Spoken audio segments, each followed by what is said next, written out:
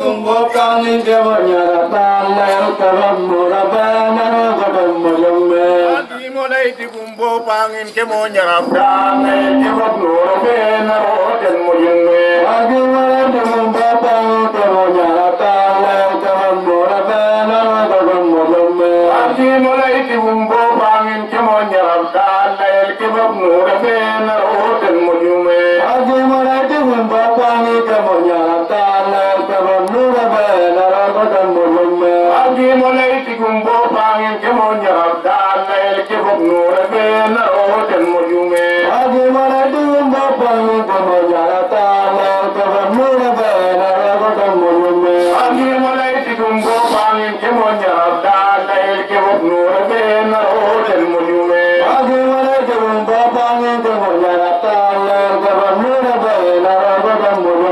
Adi mulai digumbo pangin kemonya rabana kamu rabana kamu jamme. Adi mulai digumbo pangin kemonya tanah kamu rabana kamu jamme. Barakallahu fikum. Kon inter ko akam Al-Quran rek ani giya rona ngano aduler la kaswe konan ka ya Ibrahimu a'ridan hadha ya Nuhu ingan Al-Quran Yusufu ayyuha Siddiqu ingan Al-Quran ya Hud ya Salihu laqad kunta fina muryan ingan Al-Quran jato baden baden na konten da jato nga botuler no kiran ko mu kam dan kana medan harfi medan mak terus paatu kine na palaso ya ayyuha rasulu terus pa lemo kine ga botuler ya ayyuha mudassiru ya ayyuha muzammilu anja to nga rek ko kiran ko mu ana medan no mo ay guru ya anu daga fi min la ka fana ngule ya inda ko inga lemam ga anu ay guru na ran bo acha fanna hak ijabi firan le o hana suratu ali imran تلما ما أجا وما محمد إلا رسول قد خلت من قبله الرسل أفإن مات أو قتل انقلبتم على أعقابكم ومن ينقلب على عقبه فلن يضر الله شيئا وسيجزي الله الشاكرين. أنا ما أظن تلك كيفنا يكون لبعض يا نيولا دوما بودجي تلك كيفنا يمنا نتاعو لرا ورد كيف روح لمدينة نونو كيف دينا عندي هجر لغا محمد تلك سومر maha alugane gonum aluganga maha rasul inke omuto yornano insiken sigga tulenu terabna rek gawtu le rek na male male nga oma muhammadun illa rasulun qad khala min qablihi rusul afa in mata aw qutila inqalabtum yuri jati wori dana wana inqalabtum kon tire rawane walla te honde mutupit nono kon tubi kon tubi jaw tire rawarena kon maha no gonum dane ndey ngum biya ina rek o kida lam danga ma ande fako mi al-Husaini nda nyato nga ko nda sadi wol mi al-Husaini fa ko lem kan lam nyato ma jatma ko ten inna na hannata sambuwa ten ima ten imanu hanne wala ta jeriya de imamu hanne nda jato nga ko ten ko sadino imamu laykan na ha ko yiro wana ngule ta bo tuleru Muhammad sallallahu alaihi wasallam na al-Quran ko aya kan de mo hango aya ka diga de fana to kana suratu ahzab تلا ما حاجة ما كان محمد أبا أحد من رجالكم يرو برجة نورنا نوانا هذا مدينة محمد تبي فابنو لينكم نوجو بيك جيو بيوم بورنا نيووا توكيلا كون ما كان محمد أبا أحد من رجالكم فلا كسنا وهنا سورة محمد وهذا مثل ما يقولون والذين آمنوا وآمنوا بما نزل على محمد وهو الحق من ربهم جابجت نوري مثلا هني نانجا فرنا كان يا أيها الرسول لمكن ولا يا أيها النبي ولا يا أيها الذي أنزل إليه الذكر فلا كفر عليه ترى ما نصوص الفتح ما تلوى محمد رسول الله والذين معه أشداء على الكفار رحماء بينهم تراهم ركعا سجدا أنا نجف نقطة معكم مثل ما قال تراهم قل إنه كنا جنگا ولا من النوها إنه روحنا ما عليه فإن ما إنجاي محمد أربعة طلوع أنديان وكان رسول الله ترى بدل روح يال دانا كتوم على أن في يونتنا والذين معه أشداء على الكفار دنو أننا نسنغرا يا دي جتورا في جيفرك دعو تركوا فإنه يكنا نيوانا جماني فني إسنغر بفوق عرف كم إيو تلك تجي وانو لغاza daanaka ke te jeflanteya fi jehwu ke nangiron jeflanteya fi julit ke a jehwa sangarna trop nda wala nduga nak asidda'u ala al-kufari ruhama'u bainahum koy ruhama'u bainahum a julit ko mo mbaro yirmir a yirmir ken julit la ngi andite sahaba ka ya ken andite dino kese a yirmire ha yirmir daanaka sangar ya den jes no hati kafirte bo fana nan no ha koy alma tarahum bo fana ke no de nga den tarahum ruk'an sujadan simahum fi wujuhihim min athari sujud o gi nga teno kin hawda bonga we gin na he muhammad fo la ma jaje ke ngor ke ma yo judir jaje o mandarga ndahi den kana na daga we gede ci judir simahum fi wujuhihim min athari sujud zalika masaluhum fi tawrat kun ake bannaga ken so teni ko muhammad garu na alquran nda fop araf koy roxu jalla ya foten nda nak alaya fi wil lakas anu in bedi jasno ritna limam ga jasno re ko muhammad alimina ya muhammad kuma tele daga ya noko walla ya ibrahim walla ya salih kun ka so mi dana nda sa ke moja fenter inna allah wa malaikatahu yusalluna ala nabi ya ayyuhallazina amanu sallu alayhi wa sallimu taslima ibada fane apadu ruhu jala fina tarafa chulino to muhammad sallallahu alaihi wasallam to chudro muhammad sallallahu alaihi wasallam taraf inu wege na la taraf ga ruhu jal kani o tule rohe o kani tabi malakige kani yen sal inna la malaikatahu sallu alayhi wa sallimu taslima kun ken fo bada daga muhammad de o ha ruhu jal a fonka ina rek o ha ruhu jal aw be na tokara konte ayo lagaste ni yokna taraf ine betan wa hanne inyali mak tene betan wa hanne inyal wonga wa hamahin bara inyalne otuler genari na adna otuler wa ya danga rolber de zuya jembe mo zuwe na adna kana jembe som de embu kana ko gimbe nyalo nya ay fa ne ku da qur'an ro halenga ma kana allah li yu'adhibahum wa anta fihim alama fek jemba fa ne o he to mi bine fudin kin to den bugal mu jemba fa na boy dipi na terefo kam o fudurane ya fana ya te commencé ara kono sala lititna te commencé naga ara bo abraha waye fadid ba fadid naka ba fana na he dama fiyu bo ndeysa yama kon ka ha so mala daga e o kino hen tollu wayo nda inyalne ke nak kuma dana nyali mak adaban inyali mak rohu ya tan sinto wala ma ko nga e wala qad arsalna musa bi ayatina an akhrij qawmaka min adh-dhulumati ila an-nuri wa dhakkirhum bi ayyamillah inna bi dhalika ayatin li kulli sabarin shakur to wala musa idan ganga musa miedulam ko inda korwa hurin binwe wonan niban bisa denna leer ke ton ko dula watna denno moy jahiliya bisa denno anda roho yalla da kina yoban katika tere wa zakirhum bi ayyamillah na betana binwe wo nyalma ke na roho yalla nyal ke na roho yalla na fane ana wo nyal roho yalla na fane in nyalle anonaga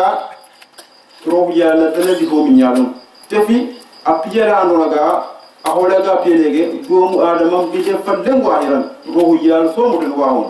inyane diga hajiya tenale me ya ayyamullah anna fane nyal ke rohu yal na adna fane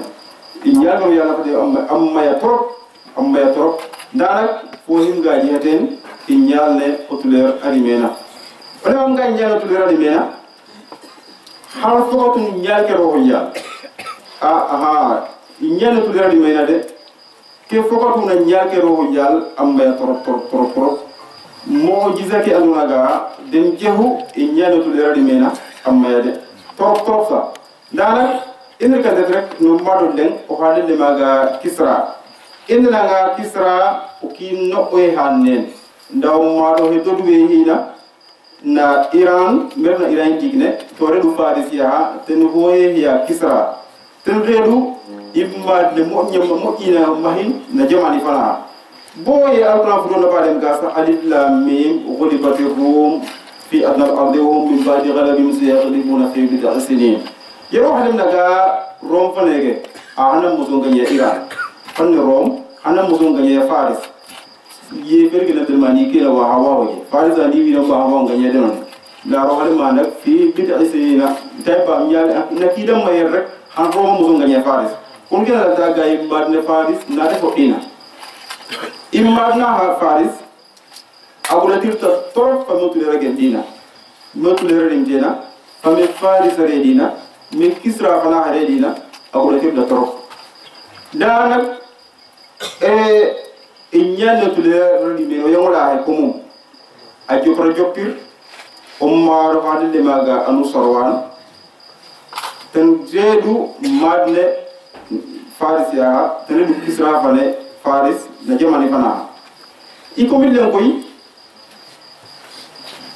pale fane tezum remen fotem pale fane ya trop sa da wi ne asambra kino kina hada minje njife na men ko asambra garde ga ka ta bi fana tezum ko pale fane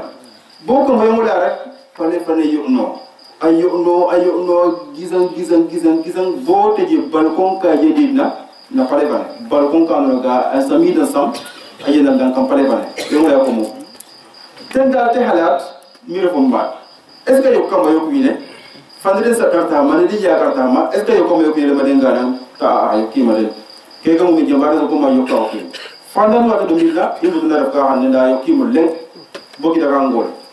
ta ke ki de ma le ki mu ki di jamba da ko ko ngoya wi le ma den ga ke ki den da wa mo yongole dal tikita te halatin to wa he sotti te pako hoy ben sisna do kum conseiller te pako hoyeden o hoyeden nak bunete wi dero ko tinike no mado tinike o mado nanga aroko o do ko no mado anna ga aroko ngande no anga imbirina jehna solo imbiri mako tan jehu billahi baba magna ci otida dero ko naga hoy conseiller ko pangario dengar dem mo idem mo fay tam telma alimi alimadana dinu andaki hoytu mon hanne dilemina hajo mara en kito witna in lugia de do wa an sadaro madam bon kay bom bamne hedo kum falle le me hirna hekya o le en kito witna in hajo mara en kito witna in hajo mara en kito witna in de no kuma sai ka falle re den no haona sinna asimna simin den ja tedal forino letter a churum mat umma da wa hay kito witna wine ala chule taro kile to le taro rek teki to le taro le ga fedel fana imparo taro yala ni fa ko yongole ke ne ke no le taro te watte ka de a musiba kiya haro rafta fedel fane nda ka ba dibyo ki junni yane ko bana ki junni mo gani sen bidi de ne ga ni ko yongole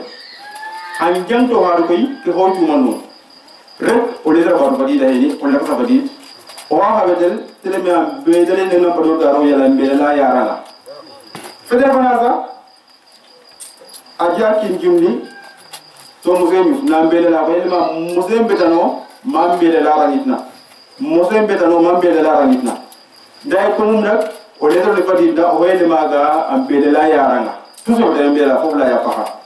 ya ko ngil ma koy ndi fof la ten so ko fedel bana wala fedel bana ko fof la da dikka hobdal ani ko yongala telema yo anjan ko war koy ni bane gi tam yoytu monum nene teraf impare la nu ga koy dok handala nu ke hoytu monum ko yongal hande dal ka wa ko nju kom pale fane dal no hayo no wayo no bode je ba kon ka samid nasa terina harta yele pare kami conseil ke den ya wa no naga teleme ya mubizan fana ha otendedu uya hamam fane kami conseil ke ten jegre te hamam fane o da war ngene dal mubizan ten hoye o wani ma to marta misa hanya je ga diuma sa ke hinu mulai koy ada ke gene ne la yona ne sa ke hinu mulai telma dia de do ko mubizan telma mi da de da mari dal teje ke dem ka androga amay nday gelim nu giu rek o he do kay pis afarnyati di pis ne itam o he musala androga agin bo gianga ndako fudan da de do ki da den nda ko kala dom trop da de do ki da rek ba ando kam am be da na ruddi jila ban boro kam ambelale ban do kam sa defane in mege ban sambrono kam sa defane alma kila tan de dumde ndey ke ko je nyali dingna o malde mina wo koy kum gor men gor ko no men ham adim la ke na ke de duna aja ka andona te ta adim ten ti koy da ko je ka fo huma ta dia fo ta ke len ki de dingara me arab be na ngati duwi me arab na saaki araba men ke len ke ngati duwi kendo bum fo gana hanaje wala jiha hay funa je na min arabe ta wa ya gouverneur de mako ma araba ma gouverneur so tambe bayre no mbar ma gouverneur sa ref mi ge kun ma wadile maga an nu'man ibn munzir mi ge kun ma tere ko bi letter ba letter de tele binten ga wonu ma da ngo letter le mi hege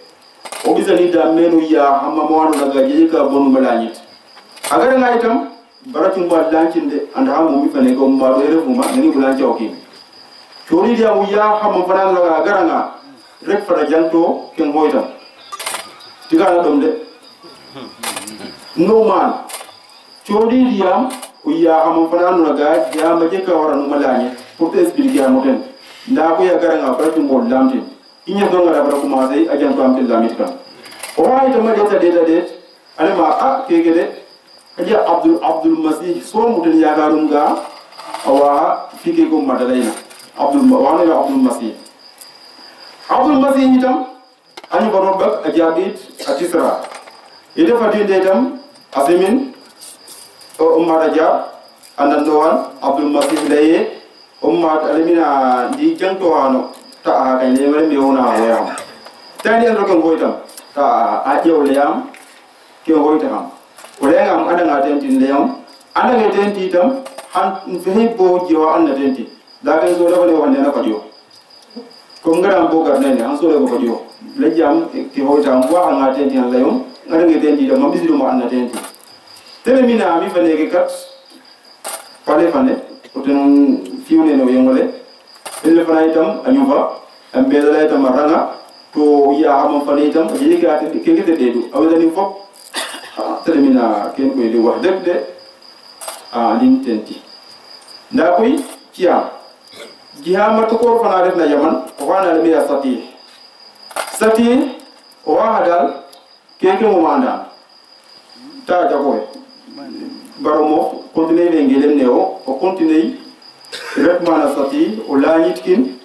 keke andona ga o telefon no ma so le sa su su bo la mitkin o fada itam bi fa nekk ngi mulam to kinde ko cungute la yow jere fatna itam ede fatna asok o koro henna mi asati ar ko koro ha doina wa ande maga bidina na abdul abbas ale may bidina na sati he bindena mo sena no ha bintena ne lam o hadal onu daga tewetan be anano foga kino ajide na kijeredo lamma nanu ade ne feduna ne biyo cero ne feduna ne biyo cero adowe hadoro akungo bo foga ga yeki na ita mahuda bojo ale na gaza anyo wakite metadik wega da wakite metadik ala ko diade dal bon jangna histoire sati alma dem gaza ne woni wakite metadik ikum nak yabul masiya fadna min asati abadafat asuba aswati awondo tesimin salamu alaikum sati jabe salamu alaikum sati jabe to sati rek to gorumde rek te jabakim ajabakim akim arif ko anu maga ajeje solo trop ajeje na tati atom adam akim hani je mum baza sadi haida ije mum dokna kima hae gia akim gehena do waher na fiyoki bo perem duga inna min al bayani la sihra aje falle fana anuga annan nango nyango yoki kum na nyango yoki tikena kimo nafiya inga ta isoro hande rek imba zai makahi okorlen o hana lele ya Ka'ab bin Zuhairu ina fof immere golle i andana fahitam Ka'ab fanaha a fasta ko yar juldi da tele rokna islam Ka'ab fanaha Zuhairu de dufafum Zuhairu fanen siwna kim to when anulaga akima gidan mai da mai man يجمعه من غير أهله يكون حمله ضمن عليه فيندمي ويأتي ما قاتل زهير أجلو أبيتك ولمو هلو ال بوجيرو ربي جبيرو ده جبيرو مصابة لجبي كل عندما جبيرو لوا زبيرو أرد لوا يك بوجيرو ده كون كعب زهيرو جداجي أبوجيرو أجي كعب بوجيرو كيو كيجي مريرو كعب ربو كيجي da bujeru am yarum na islam da kaabo ke na islam ful da we gima kuy asabote awtu le rowe bo kima ke dal taje ke ten ko awtu dira dawna akima ke bari toro bo tu le ma bi dal akima ke dal wa inno sira mun na taden da ba mu dal nu gima ama nu ro na dina fane akima ke dal baro gima taden to wada nanza de apa ubdel bo baranjia to sa kaabo bari gimna den daga na mo oyum ne nyalle hanne onnu giuna wari oyuma daga na lam falle bande lay falle bande farje fari arab de ma ingani illa anenge no wadne aw na ingani de ma na nge woda kun na hawdola ka bu farji du na timaga de dina otulere muhammad sallallahu alaihi wasallam kun ka bi tam anana ta otulere he daban anana ta idam ga otulere asim te ga onnu giuna to wari tajuf awro bedegen dina bedegen dina anya fisa da fallaka dalak islam fane batwa islam fane ya ja unde o pa ko he naga halat ga ka bu fane ga min islam fane dawi ki mi dawna tibbin ro leta abiya ka bo leta alamin ga dawa ngaw leta ro lemi alema o fehi bogar meke madina danak bogara praje akimaka bislo dona akimaka bisale dona oki madina tulere muhammad sallallahu alaihi wasallam ana non toro okino hana o basantare o lengu piranjir mange ketele malem ga onugiyo ma waro na ndam ga o biya ngane de layoma hana wasano nda koy fehe rek boji hakim de anto ma koy bo pi Zuhairu bandera na fako o hedem naga man yuhda qalbuhu ila mutma'innil birri la yatajamjami alema onuha yi fof againa analam okinuha anunaga ananga mo fiya teranga to nangi janko ha alema nanga tawo nangiro hesitea la yatajamjami nangiro hesitea